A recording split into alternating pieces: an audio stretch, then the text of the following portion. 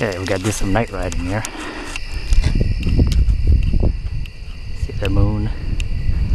Scared behind the clouds there. I don't know how much of the actual light is being transmitted on the sensor, but hopefully you'll be able to see my bike beam in the darkness there. Apologize for the wind. Alright. So I just want to talk about camera selection. When you're shopping for a camera, excuse me, there's basically two types. You have the pocket compact point and shoots, and then you have the digital SLRs. And then within that range, you have a couple of options. When shopping for a new camera, if you're seriously thinking of developing your photographic skills or hobby or whatever, I would definitely get one that has manual override or some type of a manual control. Even in a compact point and shoot, you can find them. For instance, the camera that I'm recording the video on here is the Canon S90 that has that option. Gives me shutter priority, aperture priority, as well as program and full manual. Now what full manual allows you to do is allows some sense of control in terms of the overall exposure. You can do some special effects that you normally won't be able to do in a standard point and shoot. Looks like we got a bike coming here. A lot of the cameras in that range are going to be at least minimum of probably $250 to $300. You're not going to get much of a camera for about less than $100. So definitely spend the money and get a camera that has manual override. Like I had mentioned before, some of the popular ones that I like is the Canon S90. Now they just came out with an S95 that records in full 720 HD. The Panasonic Lumix LX4 is another one that comes to mind. Those two stand out in my mind's eye. And then you can move up to what they call the Micro Four Thirds, and that is like the Panasonic GF1.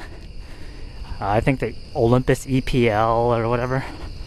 And those are kind of like they call it the mirrorless compact interchangeable point and shoots. And those actually approach the price of an actual digital SLR. So unless the size is a premium to you, if you want it if you want it smaller, so you can shove it in your pocket or whatever, that's gonna probably be a better option than a digital SLR. Although with that being said, most entry-level digital SLRs have larger sensors, will therefore usually have better low light performance than even the higher end Micro Four Thirds. Now the Micro Four Thirds cameras have larger sensors than even the compact point and shoots, so they're gonna usually do better. Oh, there goes my light. Alright, stand by. Alright, so my battery on my headlight here kind of dimmed a little, so you'll notice the overall illumination's a little lower. But anyways, what I was talking about is the Micro Four Thirds cameras. For instance, like the Panasonic GF1 will cost probably the same amount as your entry-level digital SLR, even a little more actually, but in return you're getting a smaller size. Oftentimes if the camera's too big, you're not going to take it with you, and if you don't have a camera on you, you won't get the picture. So it's a trade-off. As I always like to say, the best camera is the one you have, and the best camera is the one you have on you at the time. So yeah. And then you move up into the digital SLRs, and those usually come in two varieties. You have the amateur line, and then you have the pro line. And basically the main difference between an amateur line and a pro line digital SLR is its rugged construction, and it's usually faster. Their autofocus is faster, they have more autofocus points, their image sensors usually resolve better resolution at lower light levels. And even then, within the digital category, there are crop sensors and full sensors. Crop sensor meaning they have a 1.6 crop, or around there. So if you have a 50mm lens, in reality it might be like a 72 or something like that millimeter lens. And those would be like the Digital Rebel series. Even the Canon 7D, I believe, is a crop sensor. And yeah, even their 1DS Mark IV, I believe, is a 1.3 crop or 1.4. It's still a crop sensor, very high quality crop sensor, mind you, but it is a crop sensor camera. And then you have the full sensor, and those would be like the Canon 5D Mark IIs, the 1DS Mark IIIs, the Nikon D700, which is the one I shoot with, and then you have the D3 and a D3S. I believe the D3X, which is Nikon's 24 megapixel camera, is also a full sensor. Oh look, you can see the moon coming out there. Cool. So yeah, within a compact point and shoot, definitely get something that has manual override, and if you can, get one that also shoots in RAW. And the reason why I recommend RAW is the fact that it's basically recording the image that the sensor records. There is no in-camera processing involved. Whereas a JPEGs, you're going to lose a lot of the information. And this is very important if you want to print larger images, or if you want to recover highlight detail, things of that nature. So definitely, if you can find a camera that shoots in RAW, some of the compact point and shoots do that. Like this Canon S90 shoots in RAW, the G10, G11, S95, Panasonic LX3, 4, those kind of cameras, those shoot in RAW as well. Now, the disadvantage of the RAW is the files are much larger than a JPEG, so you better have a larger memory card. Digital SLRs, a lot of them shoot RAW. Even the entry-level ones offer some type of a RAW shooting capability, which is nice. So yeah, when you're looking for a camera, look for something with manual controls. They'll shoot also automatic as well, so don't worry. But if you get one that has a manual override, you'll definitely do yourself dividends in terms of your photographic capability. And also, pick one that also shoots in RAW.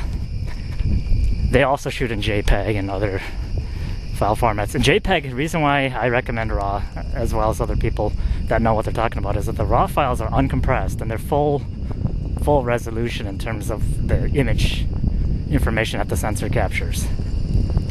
The downside is, yeah, the file sizes are bigger, and there's a little more steps added in your workflow, meaning you have to open it up in some program and convert it and do some tweaking of the settings, but trust me, it's worth it in the long run. One last thing I want to talk about, now that we're talking about cameras, is a type of memory card that you want to get. There's different types. There's class 1, class 2, class 3, to class whatever, 12. Generally the fastest cards, unless you have a really high-end camera then you're shooting sports photography where your buffer gets filled up really quick, I would probably stick with the medium to high speed. For instance, I use the SanDisk Extreme, and it records, I believe, at 60 megabits per second. They have the Pro version that records at 90 megabits per second. But I don't think my camera would take advantage of that. And plus, it's twice as much as well. And that's in the compact flash. The SD cards, the Secure Digital, which is the smaller postage stamp size cards which most cameras take nowadays, I think their speed's a little slower, but it's not going to matter because your camera's not going to take advantage of it. So I'd recommend, at least like for a Lexar or a SanDisk, I use at least minimum of the SanDisk Extreme 3 cards. And you can get, you're not gonna do yourself any disservice by getting a faster card. Your camera may not take advantage of the whole read-write scenario, but at least, if you do upgrade to a better camera, if they have increased their technology or firmware in the camera, you can always use that card. And the memory's dropping in price as well. They're really getting pretty affordable. For instance, a few years ago I bought a 2 gig card for I think 190 bucks. Now you can get a 2 gig card for 20 bucks. Granted, it's not as high speed, but that just gives you an idea of how much technology has come down in price. We just had some rain to get some big puddles going on here. Riding one hand in the dark. The responsible vlogger that I am. Alright, so I guess that's about it. If you have any questions or comments, feel free to leave them and I'll try to address them in the order they were received.